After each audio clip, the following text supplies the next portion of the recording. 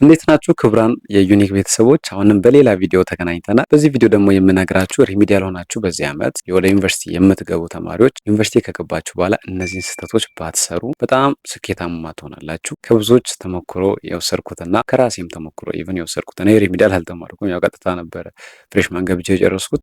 ግን በደንብ እዛ እኛ ግቢ ቅርብ ጊዜ ስለሆነ የእኛም ባች ሩቅ አይደለውም ከእናንተ ሪሚዲያል ላይ ያሉ ልጆች የሰሩትን ስህተቶች አይቻለሁ።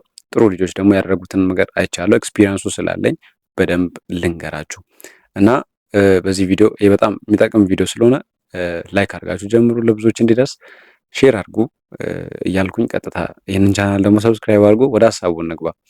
ምንድነው የሪሚዲያል ፕሮግራም ሆናችሁ ወደ ግቢ ስትገቡ የመጀመሪያው ስህተት የምትሰሩት ብዙዎቻችሁ ሲኒየር ጓደኛ ማፍራት ወይም ደግሞ ዩኒቨርሲቲ ውስጥ የቆዩ ተማሪዎች አሉ ሲኒየር የሚባሉት፣ ያው አዲስ የሚገባው ፍሬሽ ነው የሚባለው። እናንተ በነገራችን ላይ ሪሚዲያል ሆናችሁ ግቢ ስትገቡ ከሲኒየር ጋር ምንም አይነት ህብረት ባይኖራችሁ አንዳንዶች አሁን የቸርች የፌሎ ምናምን ተብሎ ትገናኛላችሁ። እሱ ችግር የለውም። እሱን እየተቃወምኩኝ ምናምን አይደለም። ሀገሩን ምናምን ከሚያውቅ ሰው ጋር ምናምን መገናኘት እሱንም አይደለም። ግን ብዙ ሰዓት አብራችሁ ስፔንድ አታርጉ ከነሱ ጋር። ለምንድን ነው ያልኳችሁ?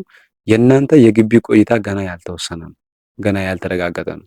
ሲኒየር ተማሪ የትኛውም ግቢ ላይ ብትሄዱ የመንግስት ዩኒቨርሲቲዎች ላይ የትኛውም ዩኒቨርሲቲ ብትገቡት እነዚህ የቆዩ ተማሪዎች ሶስተኛ ዓመት በተለይ ምናምን ስንሆን በቃ ምንም ፈታ ነው የምንለው፣ ማለትም ምንም የሚያስጨንቀን ነገር ምናምን የለም። የግቢ ቆይታችን የተረጋገጠ ነው። ኢቭን ኢፍ የሆነ ኮርስ እንኳን ኤፍ እንኳን ቢገባ እንዲያው ብንወርቅ እንኳን ከሴሚስተር በኋላ ሴሚስተር እዛው ቆይተን ምናምን መፋቅ እንችላለን ብለን ስለምናስብ ለምንም አንጨነቅም። ሪሚዲያል ሆነ ግቢ ገብተ በቃ የመጨረሻ መዘነጥ የግቢ ላይፍ ያለው ምናምን ማለት እሱ ዘበት ነው። ሪሚዲያል የገባ ተማሪ እናንተ ስትኖሩ ነው ኤቭሪቲንግ የሚደርሰው። በቃ የእናንተ መጀመሪያ እዛ ግቢ ውስጥ ሰርቫይቭ ማድረግ ወሳኝ ነው። እናንተ መቆየት አለባችሁ መጀመሪያ ላይፉንም ለማየት ዩኒቨርሲቲ ውስጥም ያለውን ነገር ለማየት መጀመሪያ መቆየት አለባችሁ። ለቆይታችሁ ስትሉ ደግሞ ማንበብ አለባችሁ። ስታነቡ ደግሞ ከፍሬሽማኖች ጋር አታንብቡ። ፍሬሽማን ተማሪ ለዲፓርትመንት ነው የሚሯሯጠው። እናንተ አላማችሁ የተለያየ ነው። እናንተ ፍሬሽማን ለመግባት ነው የምትሮጡት። የሆነ አለ አይደለ የሆነ 100 ሜትር ሩጫና 1000 ሜትር ሩጫ የተለያየ አይነት በቃ በተለያየ ትራክ ነው የምትሮጡት። እና አሁን እኔ አንዳንድ የሪሚዲያል ተማሪዎችን ግቢ ውስጥ ስታዘብ ነበረ። በቃ የሚሆኑትን የሚጨብጡትን አያውቁም። በቃ ከዚህኛውም ጋር ይሄዳሉ፣ ከዚህኛውም ጋር ይሄዳሉ። ማንም የመጣውን ላይ ይወስዳቸዋል። እንደዛ አይነት አትሆኑ። ሪጂድ የሆነ ህይወት ይኖራችሁ። ግቢ ገብታችሁ በጣም በቃ ሲሪየስ ሆናችሁ የመጣሁበትን አላማ ብላችሁ በቃ ምክንያቱም የሚሳካላችሁ ልጆች እንደዛ አይነት ናቸው። አንዳንዱ ሪሚዲያል ፈተና እዛም ገብቶ ይወርቃል፣ ግቢ ገብቶም ተፈትኖ ይወርቃል። ኪሳራ ነው የሚሆነው። አሁንም እድሜያችሁ ላይ መጫወት ነው የሚሆነው። እና አንደኛ እድሜያችሁ ላይ 1 ዓመት ሉዝ አድርጋችኋል። ሪሚዲያል ስትሆኑ ከሌሎቹ ከኖርማል ተማሪዎች 1 ዓመት ሉዝ አድርጋችኋል።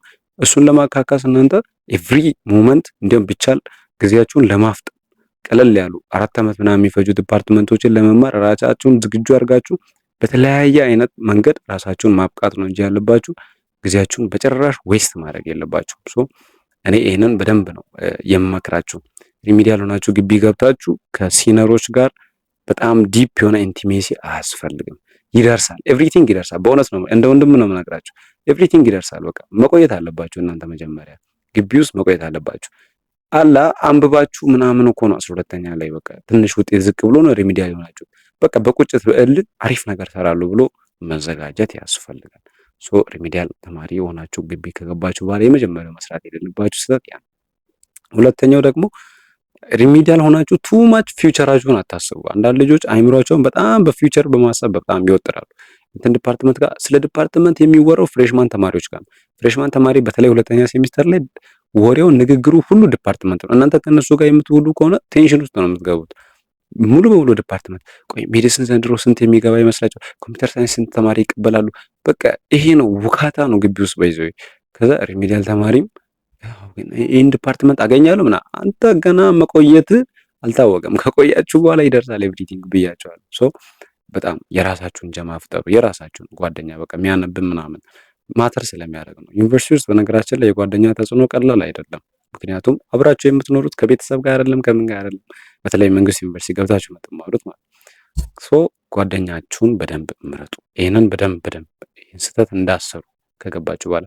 ሁለተኛ ደግሞ ሪሚዲያል ሆናችሁ ከገባችሁ በኋላ ላይብሬሪ ማዘውተር ራሱ ብዙ አይጠበቅባችሁም እና ከእናንተ የሚጠበቀው ትንሽ ነው። ያነበባችሁትን ሪቫይዝ ማድረግ የ12ኛ ትምህርት ነው።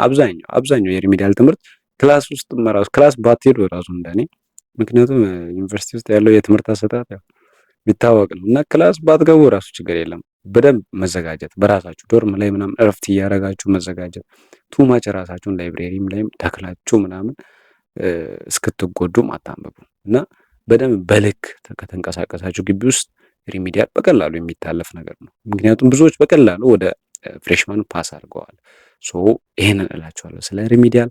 ቀጣይም በትክክለኛና ቆንጆ በሆነ ደግሞ መረጃ በቆንጆ አቀራረብ እንገናኛለን። እስከዛ ሰብስክራይብ ማድረግ ደግሞ አይረሳ። መልካም